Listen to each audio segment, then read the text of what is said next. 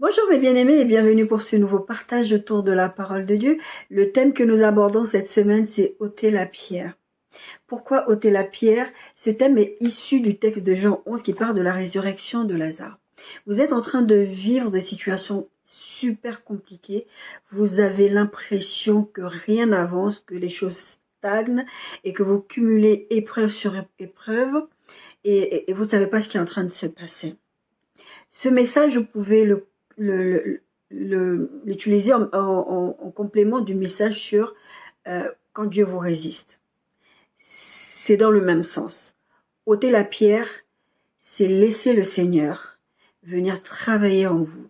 Laissez le Saint-Esprit venir travailler en vous pour qu'il vous dise ce qui est en train de se passer dans votre vie et pour qu'il vous aide à sortir des situations dans lesquelles vous êtes. Ôtez la pierre, pourquoi? Parce que vous êtes endurci. Parce que vous voyez les épreuves se cumuler et vous ne voulez pas, vous voulez que la situation change, mais vous ne voulez pas y mettre les efforts. Vous voulez la facilité. Et si vous vous dites enfant de Dieu, vous ne pouvez pas chercher la facilité. Dieu va vous mettre face à vos responsabilités. Hier ou avant-hier, j'étais en train de discuter avec ma fille, on parlait de certaines personnes, de certains comportements, y compris parmi les chrétiens. Et aussi des païens. Encore que les païens, j'ai pas excusé, mais je comprends mieux le comportement des païens parce que ils n'ont pas Christ. Ils ne vivent pas avec Dieu. Ils n'ont pas Dieu en eux, qui vit par le Saint-Esprit en eux. Donc, leur comportement, c'est ce qu'on appelle l'homme charnel. Ils sont poussés par leurs désirs, par leur logique, par leurs besoins, par leurs sentiments. C'est normal. Mais en tant qu'enfant de Dieu, il y a des choses qui se passent dans vos vies et vous ne comprenez pas, mais c'est tout simplement parce que vous avez le cœur endurci. Et quand vous avez le cœur endurci devant Dieu, il y a tout plein de choses que vous allez vivre qui vont être très très compliquées. Ma fille, donc, on avait cette conversation et on parlait de ça et à un moment donné, je lui dis, ce qui est malheureux dans la vie des êtres humains en général, pas que chez les chrétiens en particulier, c'est qu'il faut que vous arriviez à vivre des choses tellement compliquées à un bout d'un moment, qui se cumulent, pour qu'à un moment donné, vous vous mettiez à genoux devant Dieu. Je ne vous juge pas, je suis passée par là. Je me suis rebellée contre Dieu. Il a fallu à un moment donné que je revienne vers lui. Pourquoi? Parce que j'ai trouvé toutes les excuses du monde en disant c'est normal, je peux pas m'approcher de ce Dieu-là qui que mes parents m'enseignent que c'est Dieu d'amour, etc. Et quand je vois le comportement des parents, quand je vois le comportement des chrétiens qui m'entourent, je peux pas croire. C'est pas que je veux pas croire, c'est que je ne peux pas accepter d'être l'enfant de ce Dieu-là. Je vous disais récemment dans une précédente prédication, quand vous avez eu une problématique avec votre Père terrestre, vous allez avoir la même problématique avec votre Père céleste. Et pire encore. Pourquoi? Parce que vous considérez qu'il est Dieu et qu'il y a des choses que vous ne devriez pas vivre. En tant qu'enfant de Dieu, il y a des choses que vous considérez que vous ne devriez pas vivre. Je ne parle pas des épreuves que Dieu met devant vous pour vous fortifier, pour augmenter votre foi, pour vraiment vous rapprocher de son cœur. Je parle de quand vous êtes endurci, quand vous êtes incrédule, parce qu'il y a les deux, il y a l'endurcissement de cœur et il y a l'incrédulité. Intellectuellement, vous savez que Dieu peut intervenir dans votre situation, mais vous arrivez d'abord dans des situations pires. J'ai vécu ça, je vous disais, je me suis rebellée. Et un jour, quand le Seigneur, enfin, c'est même pas le Seigneur, c'est qu'à un moment donné, je suis allée tellement au fond du trou. J'ai fait 5 ans de psychiatrie lourde avec TS. Je voulais mourir. Et un jour, j'ai crié à Dieu. Vous savez, comme le peuple, Dieu, il l'a dit, ils vont partir 400 ans en esclavage. Mais quand ils vont crier à moi, je viendrai les délivrer. Dieu est là en train d'attendre que tu cries à lui. Mais pour ça, il faut que tu t'humilies devant sa présence. Il faut que tu viennes dans sa présence et que tu décides d'arrêter de résister. Moi, le jour où je me suis mise à genoux, que j'ai crié à Dieu, j'ai dit, Seigneur, je te demande pardon. J'ai passé mon temps à te résister. J'ai trouvé des excuses en disant que c'était la faute de mes parents, en disant que c'était la faute d'un tel, c'était la faute d'un tel. Mais au final, je suis responsable de mon salut. Mais bien aimé, vous êtes responsable de votre salut. Vous êtes responsable de la vie que vous vivez avec Dieu. Vous êtes responsable de la place que vous voulez que le Saint-Esprit tienne dans votre vie. Le Saint-Esprit, je vous le dis très souvent, que c'est un gentleman. Peut-être que je ne l'ai pas dit ces derniers temps. Le Saint-Esprit est un gentleman. Il ne va pas vous forcer. Si vous ne voulez pas fonctionner avec lui, il ne va pas vous forcer. Vous allez l'attrister, l'attrister, l'attrister et l'éteindre au bout d'un moment. Mais toujours est-il que même quand vous l'éteignez, tant que vous êtes vivant, vous pouvez revenir vers lui. Ce que je voudrais aujourd'hui avec ce message, c'est que chacun d'entre nous, nous nous examinions dans la situation dans laquelle nous sommes. Seigneur, j'ai ça se cumule, ça se cumule, ça se cumule. Pourquoi? Même le diable n'a pas cette autorité-là. Le diable est limité dans son action dans votre vie. Quand vous voyez le diable agir dans votre vie, c'est soit vous avez ouvert des portes, soit le Seigneur le laisse faire parce qu'il veut vous emmener quelque part. Comme je vous dis des fois, que Dieu peut utiliser le diable parce que lui, il ne peut pas faire le mal. Il va sous-traiter chez le diable. Mais c'est vraiment pas ça, c'est vraiment ça vient de vous. Ce message, c'est vraiment le cas où ça vient de vous. Mais bien aimé, quand ça vient de nous, ne résistez pas à Dieu. 2 Chroniques 7, 10, 20. Je ne sais pas si je vous l'ai dit, notre texte de base, c'est Jean 11, 39. Jésus dit, ôtez la pierre. 2 Chroniques 7, 10 avant. Le 23e jour du 7e mois, Salomon renvoya dans ses tentes le peuple joyeux et content pour le bien que l'Éternel avait fait à David, à Salomon et à Israël, son peuple.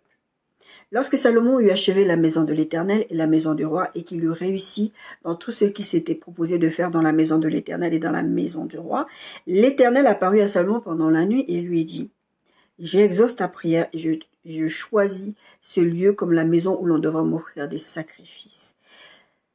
Quand je fermerai, verset 13, le ciel et qu'il n'y aura point de pluie, quand j'ordonnerai aux sauterelles de consumer le pays, quand j'enverrai la peste parmi mon peuple, je ne vais pas parler des païens, si mon peuple sur qui est invoqué mon nom s'humilie, prie et cherche ma face et se détourne de ses mauvaises voies, je l'exaucerai des cieux, je lui pardonnerai son péché et je guérirai son pays. Mes yeux seront ouverts désormais et mes oreilles seront attentives à la prière faite en ce lieu, parce que si mon peuple s'humilie. Maintenant, je choisis et je sanctifie cette maison pour que mon nom y réside à jamais, et j'aurai toujours là mes yeux et mon cœur. Et toi, si tu marches en ma présence comme a marché David ton père, faisons tout ce que je te commande,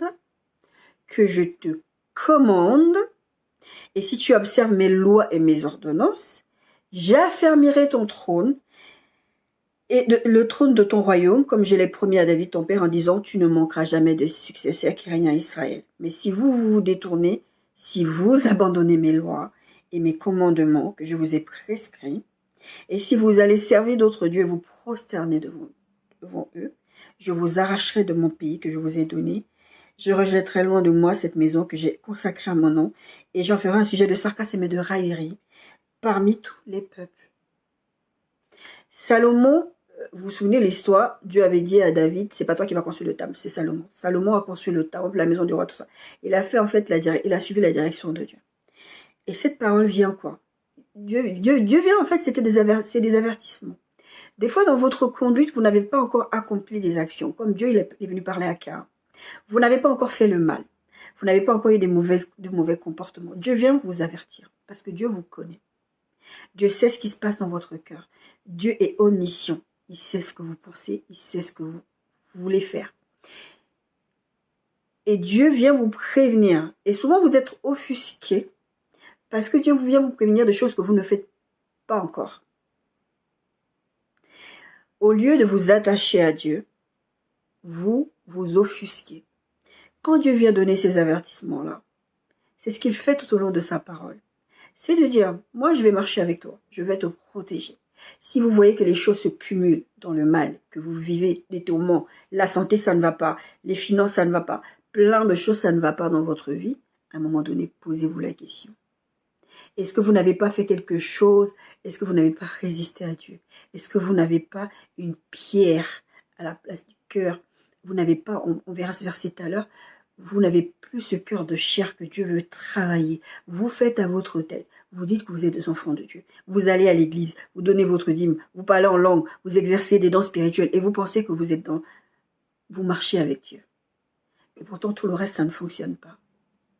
Et vous avez l'impression que Dieu est méchant avec vous, Dieu est dur avec vous, je ne sais pas quelles excuses que vous allez trouver. Et des fois, vous accusez le diable. Le diable fait ça, on va briser, on va lier, on va envoyer le feu. Et vous maudissez les êtres humains que Dieu a créés, qui vous demandent de bénir. Pourquoi? Parce que vous pensez que c'est quelqu'un qui vous en veut. Beaucoup de chrétiens sont superstitieux parce qu'ils se disent, si je vis d'échec en échec, si je vis certains échecs, c'est que forcément les sorciers, c'est forcément... Je vous ai fait ce message sur le fait que la malédiction n'a pas d'effet quand vous appartenez à Dieu, mais quand vous n'ouvrez pas les portes, tout simplement. Lorsque Salomon eut achevé la maison de l'Éternel, et qu'il ait réussi dans tout ce qui était à faire dans la maison de l'Éternel, il n'y avait pas de problème. Il venait de complètement obéir à Dieu. La Bible dit que Dieu parle tantôt d'une façon, tantôt d'une autre, pour nous avertir des dangers. Ce n'est pas parce que pour l'instant, tout va bien dans ta vie, que Dieu va te laisser en te disant « ouais ». Non, il va vous prévenir. Je me souviens, il y a plus de 15-20 ans en arrière, j'envoyais des SMS d'exhortation. Et j'ai envoyé un SMS à une certaine personne dans le lot. Enfin, c'est même pas une certaine personne, j'ai envoyé à plusieurs personnes. Et cette personne m'a répondu, si tu parles vraiment de la part de Dieu, tu devrais savoir à qui ça adresse ce message d'avertissement. Tu ne me l'enverrais pas à moi, parce que ça ne me concerne pas. Donc je te prierai dorénavant de ne plus m'envoyer des messages. Ça m'avait choqué. Parce que, effectivement, à l'époque, je n'avais pas conscience du ministère auquel j'étais appelée. Mais je savais que quand je lisais un texte, le Seigneur me disait, écris, partage. Je ne savais pas forcément à qui c'était destiné. Ça m'arrivait que le Seigneur me donne des paroles pour des gens spécifiquement, mais des fois, c'était juste des choses comme ça. Et j'ai compris à cette époque-là que quand Dieu vient te donner un avertissement, ce n'est pas forcément parce que tu as fait quelque chose. Ce n'est pas forcément parce que tu es concerné par le message maintenant. C'est parce qu'à un moment donné, Dieu te connaît. Il sait à un moment donné que tu vas y arriver. Regardez le plan du salut. Regardez comment Dieu a prévu la croix. Ça a été annoncé déjà dans l'Ancien Testament. Est-ce que Dieu avait besoin de faire ça? Beaucoup de gens disent Dieu est méchant, parce que s'il savait qu'il allait avoir le mal, pourquoi il a permis au serpent de rentrer dans le jardin? Pourquoi ceci, pourquoi cela? Le libre arbitre. Vous avez le choix. Vous avez le choix de vous approcher de Dieu. Dieu ne le fera pas pour vous, mais vous avez le choix aussi d'écouter ce que Dieu vous dit. Et Dieu dit que si mon peuple sur qui est invoqué mon nom, il ne parle pas aux païens. Il parle des gens qui lui appartiennent. Il dit si mon peuple sur qui est investi mon nom s'humilie, prie et cherche ma... Dieu anticipe que vous allez faire des bêtises. Mais si vous vous humiliez devant moi, si vous revenez vers moi, si vous me demandez de reprendre la seigneurie dans votre vie, je l'exaucerai des cieux. Donc regarde ta situation. Si Dieu ne t'exauce pas, t'arrête pas de prier. Si Dieu ne t'exauce pas, demande-toi, est-ce qu'il n'y a pas quelque chose derrière? Est-ce qu'il ne faut pas ôter une pierre? Jésus, avant d'accomplir ce miracle-là, il dira, ôtez la pierre. Lazare était déjà dans le tombeau. Vous êtes déjà dans une situation désespérée, mais beaucoup d'entre vous, vous n'êtes pas encore suffisamment désespérés. Je disais souvent quand je prêchais, je ne sais plus sur quoi, je disais, il y a des personnes, elles ont besoin d'être fatiguées. C'est-à-dire que quelqu'un est en train de se noyer. Et la personne vous appelle à l'aide. Vous êtes maître nageur, vous connaissez votre sujet. Vous allez vouloir aller aider cette personne-là, n'y allez pas. Pas tout de suite. Vous savez pourquoi? Parce que tant que cette personne a des forces dans ses bras pour être en train... Je ne dis pas, c'est pas aller sauver la vie de quelqu'un, vous comprenez l'image, je précise parce que des fois, sur Internet, les gens disent des trucs, ils font des trucs, ils disent, ah oui, mais elle avait dit ça. Non, non, non, non, c'est une image. Que vous compreniez l'image. Je ne dis pas que quand quelqu'un se noie, n'allez pas le sauver, laissez-le à bord se noyer et puis... D'accord? Donc, cette personne a encore des forces. Cette personne va se débattre. Quand vous allez venir pour sauver cette personne, elle va vous noyer avec. Pourquoi? Parce qu'elle va utiliser ses voix. Elle est en panique. Et quand je vous expliquais cette histoire avec la discussion que j'ai eu avec ma fille, c'est que Ça fait mal, même si moi-même je suis passée par là, c'est d'autant plus douloureux parce que je suis passée par là. Parce que je sais à quel point j'ai touché le fond pour que Dieu vienne à mon secours, pour que je crie à l'aide. Et des fois, vous n'avez pas encore touché vraiment le fond. Vous n'avez pas encore touché le fond. Vous continuez encore à lutter parce que vous arrivez à trouver ce que j'appelle des solutions bout de scotch. C'est-à-dire, vous arrivez à vous dire, si j'arrive à couvrir un peu ce découvert-là, si j'arrive à faire passer ce chèque-là, si j'arrive à me lever le matin pour aller travailler, si j'arrive à supporter encore cette personne une journée ou deux, je parle de relations, amoureuses ou pas, si j'arrive, et vous êtes en train de perdre du temps, et vous êtes en train de vous faire du mal. À un moment donné, vous allez toucher le fond. Si vous êtes encore en train de lutter contre Dieu maintenant, c'est parce que vous n'avez pas encore touché le fond, mes bien-aimés. À un moment donné, vous allez toucher le fond. Ce n'est pas la volonté de Dieu que vous touchiez le fond. Le but de Dieu, ce n'est pas que vous souffriez, que vous compreniez votre leçon, etc. Mais s'il doit passer de là pour que vous écoutiez, il le fera. Salomon dira, si mon peuple, la Bible dit, si mon peuple sur qui est invoqué mon nom s'humilie. Vous n'allez pas vouloir vous humilier devant Dieu parce que souvent, quand vous êtes dans ces états d'esprit-là, vous n'avez même pas conscience que vous êtes en train de faire le mal. Je dis très souvent que des fois, Dieu fait sa justice d'une certaine façon. Vous vivez des choses. Et la façon dont Dieu a de faire la justice, c'est de permettre qu'il vous arrive des catastrophes sur catastrophes dans votre vie. Mais vous ne faites pas le lien à ce qui vous arrive à vous, à ce qui arrive aux membres de votre famille, à ce qui arrive à vos enfants. Vous ne faites pas le lien avec vous les péchés que vous commettez, avec vous les portes que vous ouvrez, avec vous la rébellion dont vous faites preuve. Bien évidemment que si vos enfants sont consacrés à Dieu et qu'ils marchent avec Dieu, ils ne seront pas atteints par vos bêtises. Mais vous allez payer le prix. Mais des fois, vous payez le prix et votre entourage paye le prix aussi. Et vous n'avez même pas conscience. Parce que quelqu'un qui s'entête à vouloir marcher, parce que Dieu est comme ça. Si vous vous entêtez dans vos voies, il va boucher toutes les portes. Du logement, de l'emploi, de la santé, de tout. Vous allez vivre comme Job. Mais Job, c'était un autre cas. Si vous avez l'impression que votre vie, c'est Job, posez-vous des questions. N'allez pas commencer à vous dire, ah oui, c'est comme Job, c'est une épreuve que Dieu a fait passer. Non, tout le monde n'est pas Job. Dieu avait une raison pour laquelle il faisait passer cette épreuve-là à Job. Vous n'êtes pas forcément Job. Vous n'êtes pas dans une saison d'être Job. C'est parce que vous résistez à Dieu, vous vous rebellez à Dieu. Et c'est pour ça que Dieu se fâche et Dieu déchaîne certaines forces sur vous. Il y a un texte de l'Ancien Testament, le Seigneur il dit ceci. Il voulait donner une bonne leçon à son peuple. Il va dire, qui enverrai-je? C'était le conseil de Dieu. Qui enverrai-je? Il y a des démons qui disent, moi je vais me lever, je vais aller faire. Et Dieu lui dit, vas-y. Dieu sous-traite chez les démons, chez le diable, pour vous déclencher l'apocalypse dans votre vie.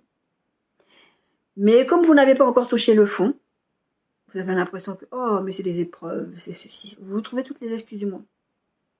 Ou, je pardonnerai jamais à cette personne, m'a fait trop du mal. Ça aussi, ça peut être une raison pour laquelle Dieu déclenche sa colère sur vous. Parce que si vous dites que vous appartenez à Dieu, ça veut dire que vous ne vous appartenez pas, c'est ce que la Bible dit. Votre corps, c'est le temple du Saint-Esprit. Vous ne devez pas attrister le Saint-Esprit. Donc, si vous résistez à Dieu, vous vous bagarrez contre Dieu, Dieu va répondre. Si vous vous rebellez contre Dieu, Dieu va répondre. Vous êtes censé être ses enfants. Moi, j'ai ma fille. Si elle s'amuse à faire une bêtise, je vais répondre. Je vais lui parler. Si elle insiste, je vais finir par punir. Bon, elle est grande maintenant. Les punitions, c'est pas...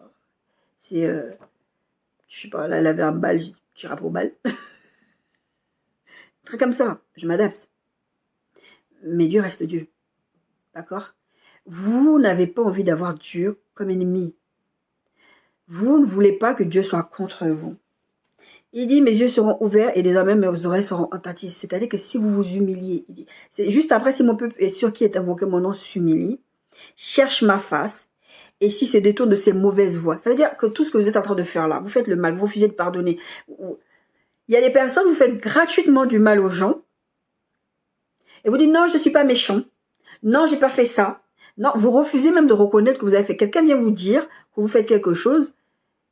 Je ne parle pas des personnes qui se croient attaquées alors que c'est pas vrai, c'est dans leur tête parce qu'ils ont des traumas.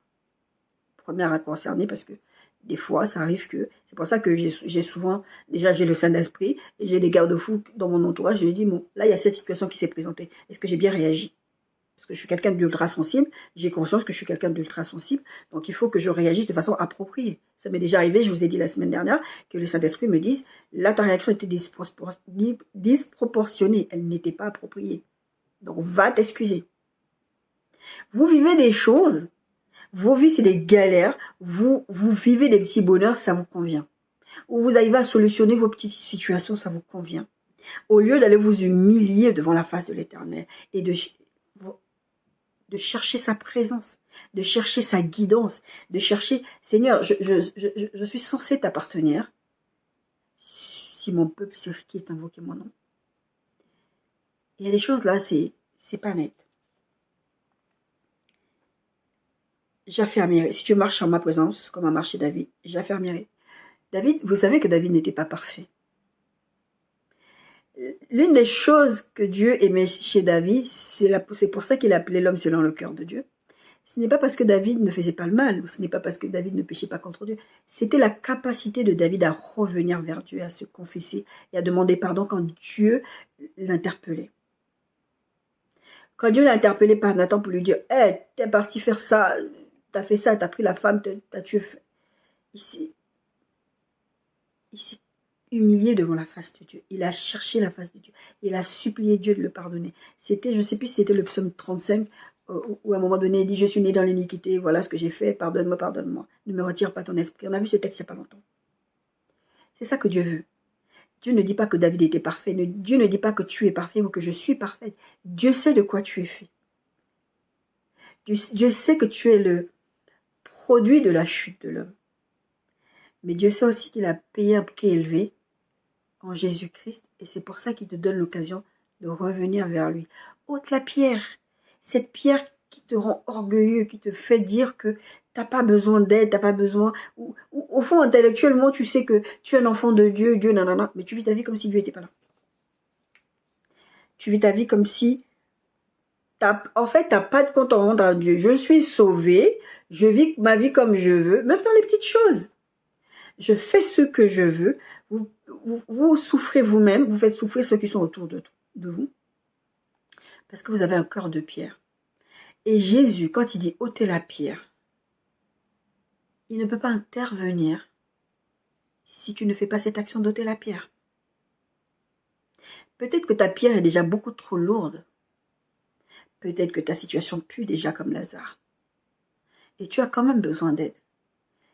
Vous savez, Jésus, quand il est mort ressuscité, les anges ont roulé la pierre. Quand Jésus est parti pour ressusciter Lazare, c'est pas Lazare qui a roulé la pierre. C'était beaucoup trop lourd. Déjà, c'était un tombeau. Vous êtes mort spirituellement. Vos situations sont mortes. Il n'y a plus de solution, il n'y a plus rien. Mais vous continuez à insister là-dedans. Et mes bien-aimés, prenez au sérieux ce que je suis en train de vous dire là. C'est un avertissement.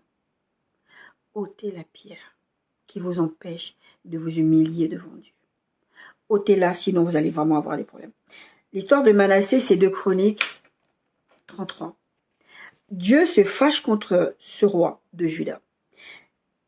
La Bible dit, Manassé avait 12 ans, 2 Chroniques 33. Manassé avait 12 ans lorsqu'il devint roi et régna 55 ans à Jérusalem. Il fit ce qui est mal aux yeux de l'Éternel, selon les abominations des nations que l'Éternel avait chassées devant les enfants d'Israël. Tout ce que Dieu ne voulait pas qu'il fasse, il le faisait. Tout ce que Dieu ne veut pas que vous fassiez, vous le faites. Qu'est-ce que Dieu va faire? Là, les versets suivants, la Bible explique vraiment ce qui faisait de mal, ce qui ne plaisait pas à Dieu.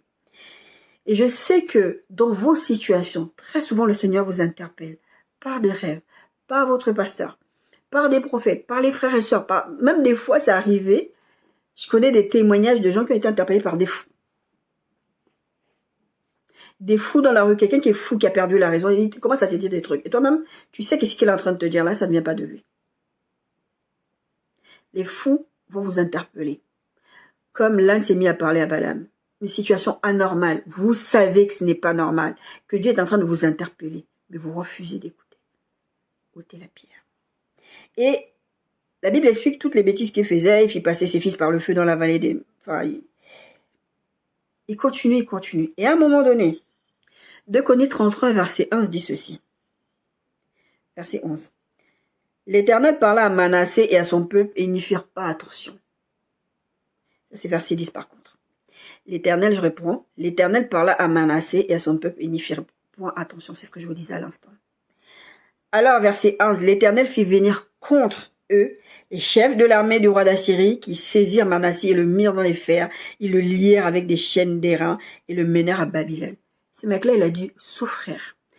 Vous êtes en train de souffrir, mais vous n'avez pas encore atteint le fond. C'est pour ça que vous continuez dans vos voies. C'est pour ça que le texte de la Bible dit, de Chroniques, si mon peuple sur qui est invoqué mon nom s'humilie et cherche ma face. Vous n'avez pas encore touché le fond. Il faisait ces choses. Dieu lui parlait, il ne faisait pas attention à ce que Dieu lui disait. Il continuait dans ses voies. Pour lui, il était en train de faire des bonnes choses. Ça lui faisait plaisir. Vous continuez à faire ce qui vous fait plaisir. Et Dieu envoie le feu sur vous. Quand je dis le feu, c'est le feu de la souffrance, la coupe de la colère sur vous. Pour vous faire revenir. Le but de Dieu, c'est de vous faire revenir. Verset 12. Lorsque qu'il fut, donc Manassé, dans la détresse, il implora l'Éternel son Dieu et il s'humilia profondément devant le Dieu de ses pères. Il lui adressa ses prières et l'Éternel, se laissant fléchir, exauça ses supplications et le ramena à Jérusalem dans son royaume. Et Manassé reconnut que l'Éternel est Dieu. Dieu va déclencher des choses dans votre vie. Il va permettre des choses qui arrivent dans votre vie pour que vous reveniez. Le but de Dieu, ce n'est pas de vous punir pour vous punir. Le but de Dieu, ce n'est pas de vous frapper pour vous frapper parce qu'il est sadique, c'est tout ce qu'il a à faire. Et qui ne comprend pas vos situations, parce que Seigneur, toi, tu es dans le ciel, moi, je suis sur la terre, je ne comprends pas ma situation, moi, je suis obligé de faire ça. Vous faites du mal aux gens gratuitement. La Bible dit de bénir. La Bible dit de pardonner. Mais vous faites du mal gratuitement aux gens, vous refusez de pardonner, vous refusez de bénir. Ah non, moi, ceci, moi, cela. Et Dieu déclenche des situations dans votre vie. Dieu déclenche des tempêtes dans votre vie. Dieu déclenche des tsunamis dans vos vies. Mais tant que vous n'avez pas encore touché le fond, vous refusez de remonter. Vous refusez. Vous savez, il y a cet adage qui dit, la meilleure position dans laquelle il faut appeler à Dieu, c'est quand tu es au fond. Tu es dans une position à genoux, quand tu es par terre, tu es dans la meilleure position pour prier Dieu à l'aide. Mais est-ce que vous avez besoin, est-ce que nous avons besoin d'arriver dans ces situations-là? Est-ce que nous avons besoin de connaître le mal avant de revenir à Dieu? Le texte dit, mais si vous détournez, 2 Chroniques 7 dit, mais si vous vous détournez, si vous abandonnez mes lois, si vous abandonnez mes lois que je vous ai prescrites, et si vous allez servir d'autres dieux, vous prosternez devant eux. Des fois même, c'est les bénédictions que Dieu vous donne. Dieu vous donne un enfant, Dieu vous donne une femme, Dieu vous donne un travail, Dieu vous donne de l'argent. Ça devient, parce que quand vous voyez d'autres dieux, vous avez l'impression que c'est de venir aller prosterner devant Marie, aller prosterner devant les... Non, des fois même vos enfants sont vos idoles. L'argent, c'est vos idoles. Votre statut social, c'est votre idole. Votre ministère, c'est votre idole. Et vous vous détournez de Dieu en mettant ces choses-là en premier. Ça devient des idoles. Et Dieu dit, malheur à l'homme qui se confie dans l'homme. Et il dit, si vous allez servir d'autres dieux, et vous prosternez devant eux, je vous arracherai de mon pays. J'entends souvent des prédications de personnes qui disent Dieu ne peut pas vous donner, ne peut pas vous enlever ce qu'il vous a donné. Parce que ce n'est pas dans le caractère de Dieu. Ce n'est pas vrai. Dieu peut vous donner quelque chose. Parce qu'il se base sur le texte de Job qui dit Dieu a donné, Dieu a repris. Et on sait que ce texte parle bien que c'était pas Dieu qui avait donné, c'était pas Dieu qui avait repris. Parce que c'était le diable. Mais on sait très bien que c'est Dieu qui a permis ça. Pourquoi? Parce qu'il avait quelque chose à sortir de Job. Oui, Dieu peut vous arracher ce qu'il vous a donné. La Bible dit que Dieu peut vous arracher ce qu'il vous a donné. Mais le but de Dieu, encore une fois, ce n'est pas de vous arracher pour vous arracher. C'est de vous arracher pour vous amener à terre. Le but de Dieu, c'est de vous amener à terre. Parce que quand vous êtes à terre, c'est là que vous allez chercher son secours. Si vous ne cherchez pas encore le secours de Dieu, si vous ne vous humiliez pas encore devant sa face, c'est parce que vous n'avez pas encore touché le fond. C'est parce que vous n'avez pas encore touché le fond. Et le texte dit, 2 Chroniques 7 dit, verset 20, « Je vous arracherai de mon pays que je vous ai donné. Je rejetterai loin de moi cette maison que j'ai consacrée à mon nom. Et j'en ferai un sujet de raillerie. Et vous avez des gens autour de vous qui se moquent de vous, qui vous disent, mais t'es chrétien, non? Mais comment ça, c'était stérile? Mais t'es chrétien, non? Mais t'es chrétien, non? Mais t'es chrétien. Et vous ne vous posez pas des questions. Vous allez commencer à accuser le diable, comme je disais tout à l'heure. Jean 11, 3, 4, 25, 26, 39, 40 et 44. C'est notre texte, d'où était notre texte de base. Les sœurs envoyèrent dire à Jésus, Seigneur, voici celui que tu aimes est malade. Après avoir entendu cela, Jésus dit, cette maladie n'est point la mort, mais elle est pour la gloire de Dieu, afin que le Fils de Dieu soit glorifié par elle. À la limite, Lazare n'avait rien fait de mal. Il vivait sa situation, mais vous comprenez dans quel sens on est en train d'aller. Dieu ne veut pas que tu sois perdu. C'est ce qu'il dit Jésus là, dans la situation de Lazare. Cette situation n'est pas la mort. Dieu ne veut pas ta destruction. Parce que la mort de Lazare, c'était la fin, c'était la destruction sur la terre. Dieu ne veut pas ta destruction. Son but à lui, ce n'est pas que tu sois là malheureux, que tu souffres. Et que ta situation pue, et que ta situation devienne tellement catastrophique. J'ai été à terre. C'est parce que j'étais à terre que j'ai dit, Seigneur, ça suffit. Depuis tout le temps que j'essaie de mettre fin à mes jours, tu fais en sorte de me récupérer. Et je vous dis, la dernière fois qu'on m'a amené aux urgences parce que j'avais essayé de tenter de mettre fin à mes jours, on m'avait choqué, je me suis réveillée, j'avais la gorge qui me faisait mal et j'avais des marques sur ma poitrine. Et j'ai demandé c'était quoi, j'avais du mal à parler. On m'a dit, madame, on vous a choqué, on vous a intubé. On a dû me choquer, m'intuber en urgence. Et quand je suis rentrée chez moi ce jour-là, enfin pas ce jour-là, mais après, parce qu'après je suis partie en maison de psychiatrie, de repos, enfin j'ai traversé, il m'arrivait des choses, des agressions même en hôpital psychiatrique, des choses que je vivais. J'étais devenue comme un animal. J'étais devenue un légume, je ne pouvais plus me nourrir toute seule, je ne pouvais plus aller faire mes besoins toute seule, je ne pouvais plus, même quand j'avais mes menstrues, me changer toute seule. J'étais devenue un légume. Mais je me suis révoltée contre qui? Contre Dieu. Pas contre mes parents. Mes parents, la mise, ils en avaient rien à foutre. Pardon pour l'expression. Mes parents n'en avaient rien à faire. C'était pas... Enfin, ils sont ce qu'ils sont. C'est pas leur responsabilité, mon salut. Ma mère, ça, c'est un truc, une des choses qu'elle m'a appris, que j'ai bien retenu depuis toute mon enfance. Le salut est individuel. Personne n'est responsable de votre salut. Personne n'est responsable de votre bonheur sur la terre. Alors, des fois, vous vous mariez, vous dites, non, mais cette personne ne me rend pas heureuse. C'est pas cette personne qui est censée, qui est responsable de votre bonheur. C'est vous. Avec Dieu. Mais Dieu, il va te dire, comme on a lu depuis tout à l'heure, si tu fais ça, ça va bien se passer. Mais par contre, voilà ce qui va se passer si tu fais autrement. Vous êtes responsable de votre salut, vous êtes responsable de votre bonheur. C'est pas quelqu'un qui est responsable de vous. Ou les parents qui ont cette attitude vis-à-vis des enfants, de faire du mal aux enfants, et après de s'attendre à ce que quand ils sont dans leur vieillesse, les enfants doivent s'occuper d'eux. Vous êtes responsable de tisser des liens avec vos enfants, tant qu'ils sont encore jeunes. De combler leurs besoins financiers, émotionnels aussi. Vous avez tendance à oublier que la construction de l'enfant passe par la je ne sais plus comment on dit ça, le fait de pourvoir à leurs besoins émotionnels. Vous ne pouvez pas passer votre vie à maltraiter vos enfants sous prétexte que j'étais nourrie, j'étais élevée, j'ai fait ci, j'ai fait... D'abord, vos enfants ne vous ont rien demandé. Concrètement, vos enfants ne vous ont rien demandé. Vous les avez fait venir sur la terre parce que vous êtes allés avoir des rapports sexuels. Ils ne vous ont rien demandé. Donc, tant qu'ils sont des enfants et qu'ils sont mineurs, même des fois, la loi française dit, quand il y a une histoire, vous passez devant le tribunal, pension alimentaire, tout ça, la loi française dit, il ne dit pas jusqu'aux 18 ans de l'enfant. Il dit jusqu'à ce que l'enfant soit autonome financièrement. Vous ne pouvez pas dire, maintenant il a 18 ans qu'il débrouille, qu'il a trouvé du travail. Non, tant que cet enfant a fait des études, tant qu'il n'est pas autonome financièrement, vous devez veiller à ses besoins. Il y en a qui abusent, de la part des enfants comme des parents. Mais toujours est-il que vos enfants ne vous ont rien demandé. Vous n'avez pas à les maltraiter, vous ne veillez pas à leurs besoins financiers, émotionnels, tout le reste.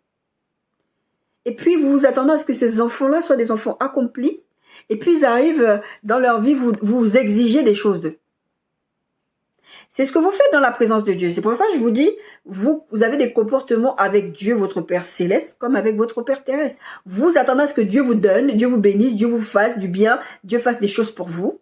Et derrière ça, vous ne vous humiliez pas devant sa présence, vous ne recherchez pas sa face, vous ne cherchez pas à obéir à ce qu'il vous dit, vous n'écoutez pas ce qu'il vous dit, et quand il vous arrive des catastrophes, soit vous avez quand même le réflexe de revenir vers Dieu, juste pour que Dieu vous délivre de cette situation, et après vous retournez dans vos mauvaises voies, ou alors vous allez attendre que vous ayez atteint le fond. Mais sachez que Dieu vous connaît. Dieu sait quand il vous donne quelque chose. Des fois, Dieu vous met à l'épreuve. Il sait pourquoi vous lui demandez. Il sait que tu viens me demander ça. Je vais te donner pour te mettre à l'épreuve. On va voir ce que tu vas faire. Moi, j'avais dit, Seigneur, je vous dis, je suis partie avec faire mon bac à l'époque, les mains dans les poches. J'avais dit à Dieu, oh Seigneur, je m'étais déjà éloignée de Dieu. Hein. Oh, si tu permets que j'ai mon... Je voulais pas réviser. J'étais en dépression, mais je ne savais pas à l'époque. Parce que la dépression, en fait, elle s'est manifestée. Enfin, elle se manifestait déjà, mais elle était sous-jacente. Elle s'est vraiment manifestée quand j'ai commencé à travailler. Parce que je cachais mes problèmes, le fait d'avoir des objectifs. Et je pense que vous fonctionnez comme ça aussi. Vous devez faire des études, vous devez travailler, vous devez gagner de l'argent. Et puis quand vous vous retrouvez dans des situations où normalement tout va bien, vous avez tout obtenu, vous vous effondrez. Parce qu'il y avait l'arbre qui cachait la forêt. Et Dieu, il veut vous accompagner dans ce trajet-là. En disant, tant que tu as ce cœur de pierre, tant que tu veux pas ôter cette pierre, je ne peux pas t'aider. Et j'avais dit à Dieu, Seigneur, donne-moi si tu permets que j'ai ce bac-là, allez, je reviendrai vers toi. C'est pas comme si Dieu me connaissait pas et qu'il ne savait pas. Parce que Dieu m'a donné, je vous disais la semaine dernière, demandez à Dieu d'ouvrir votre intelligence. Dieu m'a ouvert l'intelligence. Dieu m'a rendu, je suis une femme super intelligente. Je ne lui dis pas ça parce que je veux me faire voir. Je suis une femme super intelligente. C'est ce que on m'a toujours dit depuis que je suis enfant. Et quand je suis allée faire tester ma fille, parce que bah voilà, à l'école, ils disaient non, il faut aller la faire tester parce qu'elle est forcément au potentiel, cette gamine. Et la psychologue, quand on l'a testée, elle a dit, ce truc-là, ça vient de la mère. C'est sûrement vous qui l'avez transmis à votre enfant. Et moi, ça m'a pas étonnée parce que, après, quand j'en ai parlé avec ma famille, ma mère, tout ça, ils m'ont dit, mais ça ne nous étonne pas. La façon dont on voit ta fille, c'est comme ça qu'on te voyait quand tu étais enfant. Dieu m'a rendue intelligente. D'accord? Donc, il m'a donné des facilités à faire les choses. Quand c'est en toi, c'est en toi. Mais de toutes les façons, je suis partie avec le bac, j'avais rien à... Je m'en foutais de tout. Je m'en foutais de tout, j'étais mal dans ma peau. J'ai dit à Dieu, bah donne-moi, tu me permets d'avoir ce bac. Je reviens vers toi, je retourne à l'église. Je ne suis jamais retournée à l'église à ce moment-là. Quand vous faites des pseudo-pactes avec Dieu, et quand vous voyez Dieu ouvrir des portes, des petites portes, c'est même pas ça qu'il veut vous donner. Vous dites, c'est bon, vous retournez dans votre... Et Dieu a vous laissé atteindre le fond. J'ai dû atteindre le fond pour comprendre. C'est pour ça qu'une fois, le Seigneur me parlait de quelqu'un, il me disait, j'étais fâchée, j'ai cette personne, et le Seigneur m'a dit, est-ce que tu as oublié d'où je t'ai tiré? Dieu va vous demander à ceux qui sont comme moi, qui ont eu ce comportement, est-ce que tu as oublié d'où je t'ai tiré? Mais par contre, la personne qui est en train de vivre la chose, Dieu est en train de dealer avec toi. Va dans la présence de Dieu, va t'humilier devant Dieu et va chercher sa face. Parce que même si vers moi, qui suis à l'extérieur, va me dire, est-ce que tu as oublié d'où je t'ai tiré? Mais toi, tu es en train de faire face à des catastrophes. On est dans le texte de Jean 11. Verset 25, Jésus lui dit, je suis la résurrection et la vie. Celui qui croit en moi vivra quand même il serait mort. Et quiconque vit en moi, et quiconque vit et croit en moi ne mourra jamais. Crois-tu cela? Jésus dit, verset 39, là c'était verset 26, j'ai sauté des versets. Verset 39, Jésus dit, ôtez la pierre. Il dit, ok, maintenant est-ce que tu as conscience que je peux changer ta situation? Le Seigneur est en train de te dire, mon bien-aimé, ma bien-aimée, est-ce que tu crois que je peux t'aider? Ou est-ce que tu vas continuer à trouver tes solutions au bout de scotch, à prendre tes petits moments de bonheur, à arranger tes petites affaires toi-même? Est-ce que tu crois que je peux te sortir de cette situation qui est déjà morte, qui pue, il y a une pierre? Est-ce que tu crois que je peux faire ça? Parce que je suis la résurrection et je suis la vie. Je ressuscite les situations. Je suis capable de transformer cette situation, non pas une situation temporaire, parce que souvent vous cherchez des solutions temporaires où Dieu va vous donner des solutions définitives. et pérenne. Dieu ne veut pas que tu sois dans les solutions bout de Scott. La solution qui va t'aider là, maintenant, là, tout de suite, là. Et après, demain, un autre problème va se représenter ou le même problème va se représenter. Jésus dit, ôtez la pierre. Marthe, la sœur du mort, elle lui dit, mais Seigneur, ils sont déjà, quand il y a 4 jours qu'il est là. Vous avez compris. Jésus lui dit, ne t'ai-je pas dit que si tu crois, tu verras la gloire de Dieu. Peut-être même que vous, à l'intérieur de vous, vous avez l'impression que c'est difficile de revenir vers Dieu. J'ai vécu ces moments et je les vis encore de temps en temps où je me dis, mais Seigneur, j'ai l'impression, des fois, en fait, je sais aussi qu'il y a une attaque derrière ça. Vraiment ce côté de me dire, Seigneur, j'ai l'impression que tu m'as abandonné. Seigneur, j'ai l'impression... Ne pensez pas que ce que je vous prêche comme ça. Je vous prêche les sujets que le Seigneur me donne et je vous prêche souvent aussi les choses que le Seigneur m'a permis de vivre et il me dit, va enseigner mon peuple. Je me rappelle, c'était en 2020, j'ai pleuré, j'ai dit au Seigneur, Seigneur, j'ai pas envie d'être un cas d'école. Je suis fatiguée d'être un cas d'école. Il m'a dit, je serai son cas d'école. C'est comme ça. Les ministères prophétiques sont souvent comme ça. Les ministères de prophètes, c'est souvent comme ça. Malheureusement, bon, il n'y a pas que eux, hein, mais malheureusement, Dieu nous utilise pour parler à son peuple, parce que nous sommes des exemples vivants de ce qu'il veut annoncer. Si vous regardez tout au long de la Bible, c'est souvent ça. D'accord? Ne t'ai-je pas dit que si tu crois, tu verras la gloire de Dieu? Et le mort sortit, les pieds et les mains liés de la borne et le visage enveloppé d'un linge. Jésus leur dit, déliez-le et laissez-le aller. Seigneur ne veut pas que vous soyez enfermés dans cette situation. Jésus, je vous dis très régulièrement, Jésus a payé un prix beaucoup trop élevé pour que vous puissiez être dans les situations dans lesquelles vous êtes et vous ne réalisez même pas que vous êtes enfermé, que vous êtes mort, que cette situation, vous vous sentez mauvais. De l'extérieur, le texte qu'on a lu dans 2 Chroniques 7, il dit, j'en ferai un sujet de sarcasme et de raillerie parmi tous les peuples. Vous sentez déjà, les gens ressentent la mort chez vous. La mort spirituelle, la mort financière, la mort, toutes ces morts-là. Vous êtes un sujet de sarcasme et de raillerie. Mais vous vous en fichez, parce que, ouais, moi je suis un enfant de Dieu. L'attitude des autres, je ne parle pas des attaques et de toutes ces choses-là, l'attitude des autres devant vous faire réfléchir. Le fait qu'on se moque de vous, encore une fois, je ne mets pas toutes les situations dans la même, je parle vraiment dans le même panier, je parle de vraiment vous là. Ceux qu'il faut qu'ils aient de la pierre. Des fois, c'est des saisons. On est endurci. Parce que ça peut arriver parce que vous avez perdu votre enfant, vous avez perdu votre conjoint, vous avez perdu votre travail, vous dites je suis un enfant de Dieu. Ça m'est arrivé en 2020. Je suis un enfant de Dieu. Dieu m'a promis, il se passe ça. Et vous en voulez à Dieu. Donc vous pensez que vous punissez Dieu en vous éloignant de Dieu. Mais vous vous mettez en danger en faisant ça. Ôtez la pierre, mes bien-aimés. Dieu ne vous veut aucun mal. Dieu ne vous veut aucun mal. Dieu est tellement bon. Dieu ne vous veut aucun mal. Je sais que dans notre quotidien, je vous donne mon témoignage très régulièrement, quand on vit les situations, on n'a pas envie de dire que Dieu est bon, parce que si Dieu était bon, je ne vivrais pas ça. Mais Jésus ne vous a jamais promis que vous n'auriez pas de problème. Bien au contraire,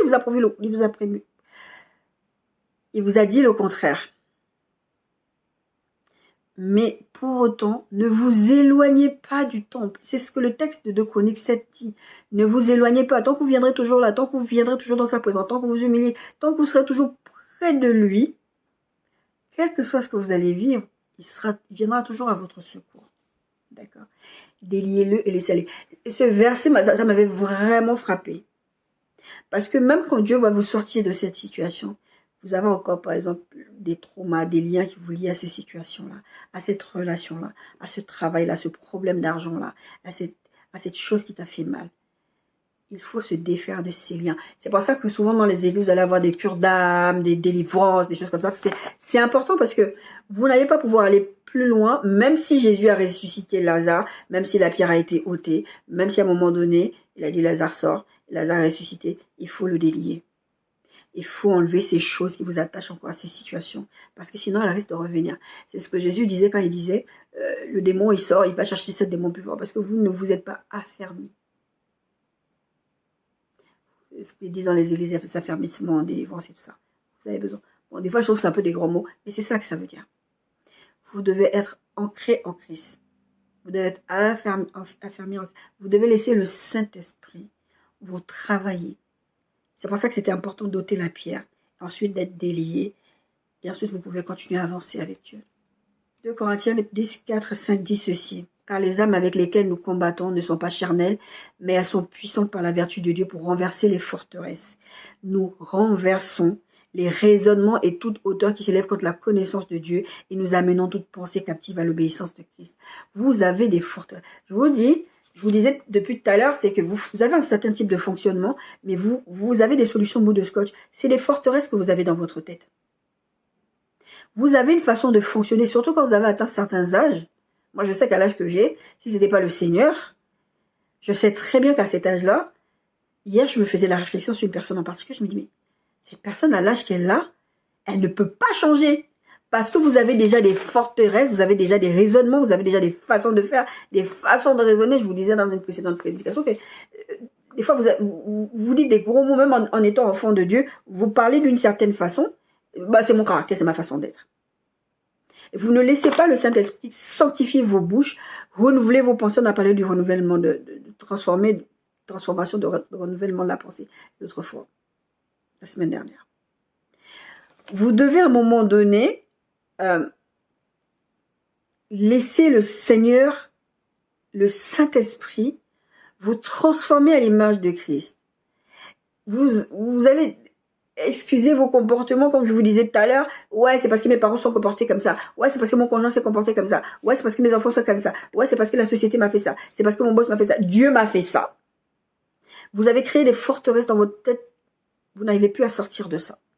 Et la Bible dit, les âmes avec lesquelles nous combattons ne sont pas charnelles, mais elles sont puissantes par la vertu de Dieu pour renverser les forteresses. Mais vous devez laisser Dieu faire. Je vous dis très souvent, vous ne pouvez pas fonctionner avec Dieu, vous ne pouvez pas faire les choses de Dieu, ni penser comme Dieu sans Dieu. Pour renverser les forteresses, il faut Dieu. Tout seul, vous ne pouvez pas. Je vous disais, depuis l'année dernière, le Seigneur m'a délivré de cette phobie, mais c'était un truc qui était rentré, qui était ancré en moi. C'est encore là, mais c'est un travail de renouvellement de l'intelligence dans la présence de Dieu pour que ça ne me pourrisse plus la vie. Et ça ne me pourrit plus vraiment la vie. Bon, il y a des endroits que je vais encore pas parce que c'est encore beaucoup plus haut. Mais toujours est-il que les endroits où je ne passais pas avant toute seule, je passe. Parce que le Saint-Esprit est venu me dire, tu sais pourquoi tu as peur? Ce n'est pas un truc démoniaque. C'est un truc qui vient d'insécurité d'enfance. Le Saint-Esprit est venu renverser mes forteresses, renverser le raisonnement que j'avais que c'était démoniaque. Parce que c'est ce qu'on nous enseigne.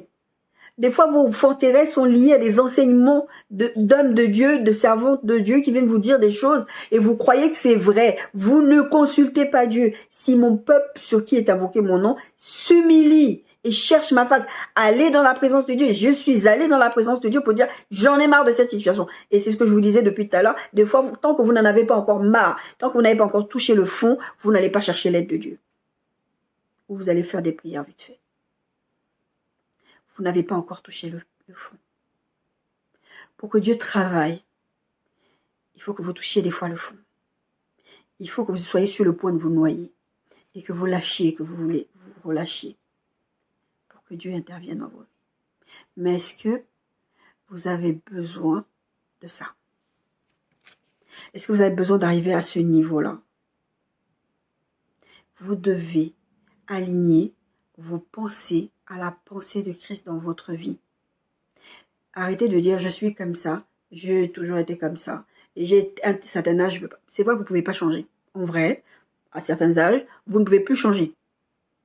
Un enfant encore, on peut encore travailler avec lui, mais un adulte fait, si vous êtes célibataire endurci par exemple, moi et ma soeur, des fois on parle avec mes soeurs de cœur aussi, on s'est dit mais quand on a vécu, surtout moi qui vis depuis longtemps toute seule, est-ce que je suis capable encore de vivre avec un homme? On réfléchit, on en parle. On sait que normalement non, parce que On a nos habitudes, on a nos façons de fonctionner. Et ma soeur me disait, non mais, moi j'ai l'habitude, je fais comme ça, je fais comme ça. Mais un homme, après, il va venir, il va te dire ça, il va faire ça, il va faire ça, il va faire ça. On sait que humainement, ce n'est pas possible. Mais on sait aussi qu'avec Dieu, avec le Saint-Esprit, on peut. Parce que le Saint-Esprit va nous amener à amener toutes nos pensées à l'obéissance à Christ. Il va nous amener à renverser nos façons de... Ah non, mais moi, aucun homme ne me parle comme ça. Comment ça, soumettez-vous à vos époux? Ça veut dire quoi? Je ne suis pas son esclave. Dieu va vous amener à adopter, le Saint-Esprit va vous amener à adopter la pensée de Christ.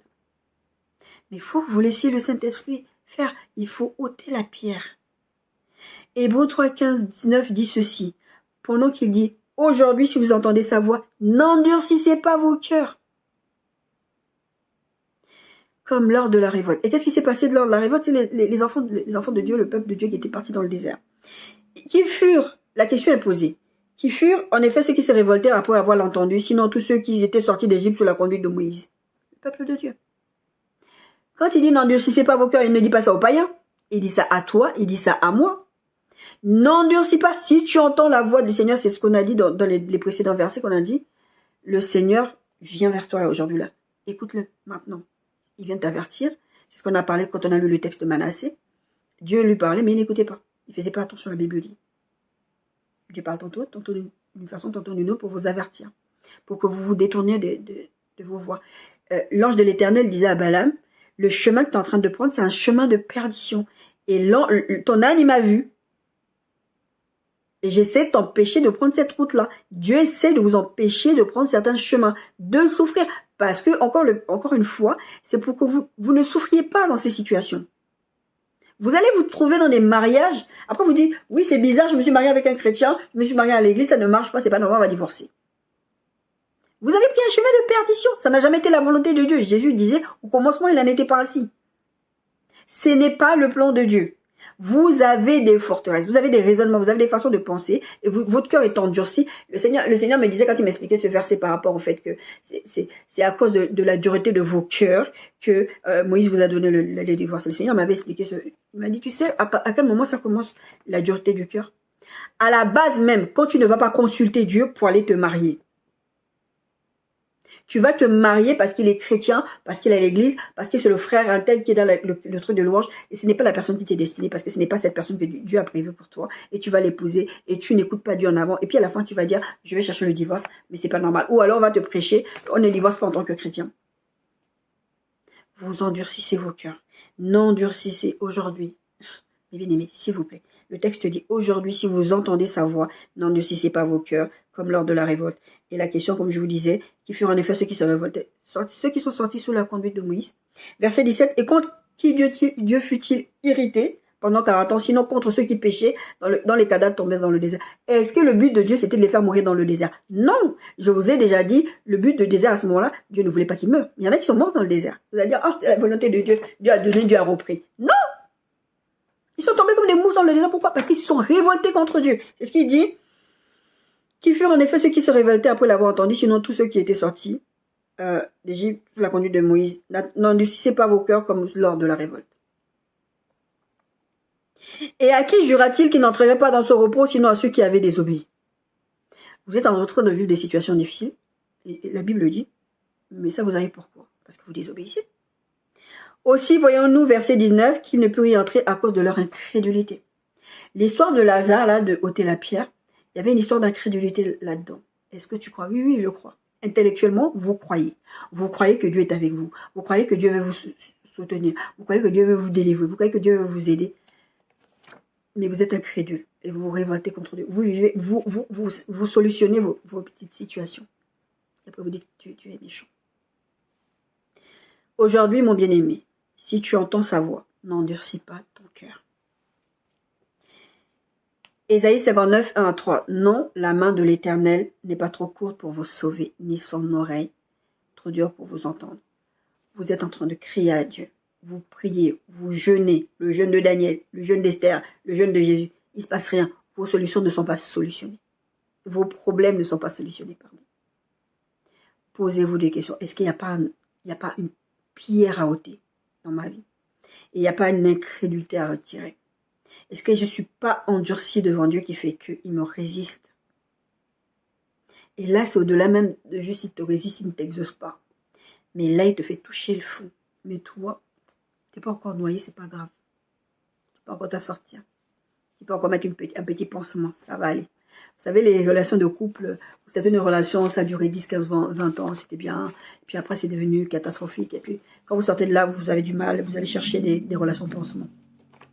C'est pas quelqu'un avec qui vous avez l'intention de faire votre vie. Mais c'est quelqu'un qui va vous permettre de passer cette étape de guérison sans être seul. Et vous faites perdre du temps aussi à cette personne. Repentez-vous. C'était une petite parenthèse. Donc, Ésaïe 59, non, la main de l'Éternel n'est pas trop courte, ni son oreille. Dieu n'est pas dur d'oreille. Je vous disais, vous criez, vous criez, vous criez. Dieu n'est pas sourd, et vous entendez, il ne vous répond pas. Parce que vous criez à Dieu, parce que vous voulez que Dieu vous aide. Mais vous ne voulez pas vous humilier dans sa présence. Vous ne voulez pas rechercher sa face. Dieu ne va pas vous répondre. Ah, sachez-le, Dieu ne va pas vous répondre. Vous allez crier autant de fois que vous voulez. 400 ans, ils ont crié. Mais ils n'étaient pas prêts pour la délivrance. C'est pour ça qu'ils sont tombés comme des mouches dans le désert. Parce qu'ils avaient une mentalité, on a parlé de renverser les forteresses. Ils avaient une mentalité d'Égyptiens, de mal. Ils étaient dans le mal. Quelqu'un qui vient les sauver, les délivrer, je vais vous délivrer. Ah, ils crient, ils se rebellent, ils font tout ça. Et c'est ce que nous faisons aussi. Et c'est ce que vous faites aussi. Et Dieu va vous laisser toucher le fond. Et vous avez l'impression que mais c'est bizarre, mes prières ne marchent pas. Certains d'entre vous voient les gangas, les machins, les médiums et toutes ces bêtises-là. Parce que Dieu ne vous répond pas. Parce que si Dieu vraiment t'aimait, il t'aurait répondu. Mais Dieu ne vous répond pas parce que vous cherchez des solutions, mais vous ne cherchez pas. C'est lui qui apporte les solutions. Vous ne vous humiliez pas devant sa face. Il y a ceux qui s'en fichent. Et le verset 2 d'Ésaïe 59 dit ceci. Mais ce sont vos crimes qui mettent une séparation entre vous et votre Dieu. Ce sont vos péchés qui vous cachent sa face et l'empêchent de vous écouter. Car vos mains sont souillées de sang et vos doigts de crime, vos lèvres profèrent le mensonge, votre langue fait entendre l'iniquité. C'est pas que Dieu il est sourd pour écouter ce que tu cries à son nom. C'est pas que Dieu ne peut pas. Ce sont tes crimes, ce sont tes péchés, c'est ta rébellion, c'est ta désobéissance, ta révolte contre lui qui fait que lui, il va te laisser. Si vous êtes parent, vous savez très bien que des fois, il y a des enfants, vous ne pouvez plus rien faire. Vous devez les laisser faire leurs expériences. Vous ne pouvez plus les punir. Déjà, souvent même ils habitent même plus sur votre toit. Vous allez faire quoi? Laissez-les. Ils ont besoin de vivre certaines expériences pour comprendre. Après, ils vont comprendre. C'est quand vous touchez le fond que vous allez comprendre. Si vous continuez à vous rebeller contre Dieu et que vous n'avez pas touché le fond, et que vous continuez à fonctionner comme ça, et que vous n'écoutez pas Dieu, souvent quand vous êtes déjà dans ces états-là, c'est que vous n'avez même plus conscience que vous n'écoutez pas Dieu. Vous êtes très loin. Ézéchiel 36, 25 à 27. Je répandrai sur vous une eau pure, et vous serez purifiés. Je vous purifierai de toutes vos sûres et de toutes vos idoles. Je vous donnerai un cœur nouveau, et je mettrai en vous un esprit nouveau. Je jeterai de votre cœur le cœur de pierre, et je vous donnerai un cœur de chair. Je mettrai mon esprit en vous, et je ferai en sorte que vous suiviez mes ordonnances, et que vous observiez pratiquer mes lois. Le Saint-Esprit, je vous dis, vous ne pouvez pas faire les choses de Dieu sans Dieu. Le Saint-Esprit est là pour vous aider à obéir à Dieu. Mais il faut que vous restiez attachés à Dieu. Il faut que vous cherchiez la face de Dieu. Il faut que vous vous humiliez devant Dieu. Vous n'êtes pas parfait. Vous allez pécher contre Dieu. Et si vous dites que non, vous ne le ferez jamais ça, la Bible dit que vous êtes menteur. Ce que Dieu veut, c'est vous rendre pur. Là, c'est vrai que c'est une prophétie sur le fait que le Saint-Esprit va venir après la mort de Jésus. Mais c'est valable pour toi aujourd'hui. Le but de Dieu, c'est de te rendre pur, c'est de te laisser devenir l'image de Christ. Ôter la pierre, c'est avoir un cœur nouveau, un cœur de chair. Un cœur de chair, c'est un cœur malléable. C'est un cœur sur lequel Dieu va pouvoir travailler. Même si tu es fâché, même si tu n'es pas content de ta situation, même si tu n'es pas content avec Dieu, c'est d'arriver à un moment où tu sais que, quoi qu'il en soit, tu auras toujours raison. La dernière fois, je discutais avec ma sœur, je ne sais plus quel sujet on abordait, je disais, mais des fois, on est là, on se rebelle contre Dieu, on dit des choses, on se fâche. Même si on peut l'exprimer à Dieu, mais Dieu aura toujours raison. Ça sert, Et on se disait, mais ça sert à quoi de nous bagarrer? On se bagarre contre Dieu, pourquoi? Parce que Dieu aura toujours raison. Parce que là, on est juste en train de s'endurcir et de créer plus de problèmes que nécessaire, en fait. Je vous donnerai un cœur nouveau, et je mettrai en vous un esprit nouveau. Je jetterai de votre corps le cœur de pierre, et je vous donnerai un cœur de chair. Ôtez la pierre. Ôter la pierre, c'est pour permettre à Dieu de vous donner un cœur de chair. C'est de permettre au Saint-Esprit de vous travailler. Parce que le but de Dieu, c'est pas que vous soyez dans les situations dans lesquelles vous êtes. C'est pas que vous continuez à cumuler les déboires et qu'en fait, vous êtes un sujet de raillerie. On se dit, mais c'est bizarre, ce chrétien-là, il ne lui arrive jamais rien. C'est pour ça que je vois de plus en plus de vidéos de gens qui se moquent des chrétiens. Et ouais. Tu vois, les églises sont remplies de gens désespérés. Ils font surtout en Afrique. Ils font ceci, ils font cela. Parce que les pasteurs leur volent leur argent. Vous allez faire des... comment on appelle ça là? Des vœux, vous allez bâtir des hôtels, vous allez donner l'argent. Ça vous sert à quoi d'aller bâtir des hôtels, d'aller donner des offrandes spécifiques si vous n'écoutez pas Dieu? Votre situation ne va pas être solutionnée tant que vous n'écoutez pas Dieu. Tant que vous ne laissez pas le Saint-Esprit faire de votre cœur de pierre, ôter la pierre et faire de votre cœur de pierre un cœur de chair sur lequel qui peut travailler, qui va permettre à ce que les âmes avec lesquelles vous avez commande va vous renverser les forteresses de votre tête, de vos vies, qui vous empêchent de fonctionner. Jésus, il a dit à Marc, mais si tu crois, tu verras. Est-ce que tu crois? Si tu crois, tu verras la gloire de Dieu. Mais pour vivre ces expériences-là, il faut avoir un cœur de chair.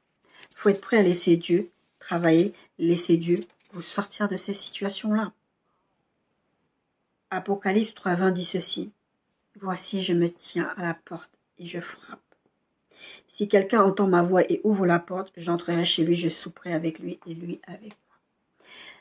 La première fois que le Seigneur m'avait parlé sur ce texte, aujourd'hui on le sait, mais la première fois que le Seigneur m'a parlé sur ce texte, j'étais très jeune. J'étais très jeune spirituellement. Et j'étais très jeune aussi, tout court. Et ça m'a frappé parce que j'ai réalisé que Dieu est en train de parler à son Église. Dieu n'est pas en train de parler, Jésus n'est pas en train de parler à des païens. Il dit, je me tiens à la porte de son Église, à la porte de ton cœur. Et je frappe. Ça veut dire que Jésus est dehors. Quand on parle d'ôter la pierre, ça veut dire que Jésus est en dehors de ta vie. Ça veut dire que tu as dit qu'il est ton Seigneur et ton Sauveur, mais concrètement, il est ton Sauveur, mais il n'est pas ton Seigneur. Et si Jésus n'est pas ton Seigneur, c'est que tu as un cœur de pierre et que le Saint-Esprit n'est pas en train de travailler dans ta vie. Mon bien-aimé, tiens-toi devant la face de Dieu. Humilie-toi devant lui. Cherche sa face. Seigneur, est-ce que tous les déboires que je suis en train de cumuler, est-ce que tous les rejets dont auxquels je fais face, est-ce que tous les problèmes de santé, tout ça, parce que c'est une accumulation de toutes parts. Est-ce que ce n'est pas lié à quelque chose que je suis en train de faire contre toi? Seigneur, aide-moi, par ton Saint-Esprit, à voir. Mais il faut que vous le fassiez. Personne ne le fera à votre place. Le Saint-Esprit ne le fera pas à votre place. Ôtez la pierre, afin que le Saint-Esprit puisse venir transformer votre cœur de pierre en cœur de chair et que Dieu puisse travailler dans votre vie afin que vous sortiez de ces états de malédiction. C'est des malédictions. Je vous ai prêché sur la malédiction. Le fait de sortir de la main de Dieu, quand je dis sortir de la main de Dieu, ce n'est pas d'être un païen, mais le fait de faire ce qui vous plaît quand ça vous chante et que vous ne laissez pas le Saint-Esprit vous conduire, que vous désobéissez à la voix de Dieu, vous êtes sous le coup d'une malédiction. Et c'est comme ça que le diable a vraiment un droit légal dans votre vie de vous attaquer. Non seulement, c'est pour ça que je vous dis, Dieu va laisser faire. Dieu laisse faire, pourquoi? Parce que c'est légal. Si tu tues quelqu'un légalement, tu vas aller en prison. Si vous désobéissez à une ordonnance, à une loi de Dieu, à Dieu, vous ouvrez, c'est ce qu'on appelle une malédiction. Et la malédiction, elle est à l'origine d'abord par Dieu contre l'homme, parce qu'ils ont désobéi à une loi. Et vous êtes en train de souffrir parce que vous désobéissez à la loi de Dieu. Et le Seigneur dit, voici, je me tiens à la porte et je frappe. Si quelqu'un entend ma voix, il a dit si quelqu'un entend ma voix. Donc c'est à vous de prendre vos responsabilités, de dire, Dieu a parlé, comme on l'a vu aussi dans le texte de Chronique. Dieu a parlé, je vais écouter et je vais faire en sorte que le Seigneur me transforme pour que je ne vive plus ces situations. Soyez bénis.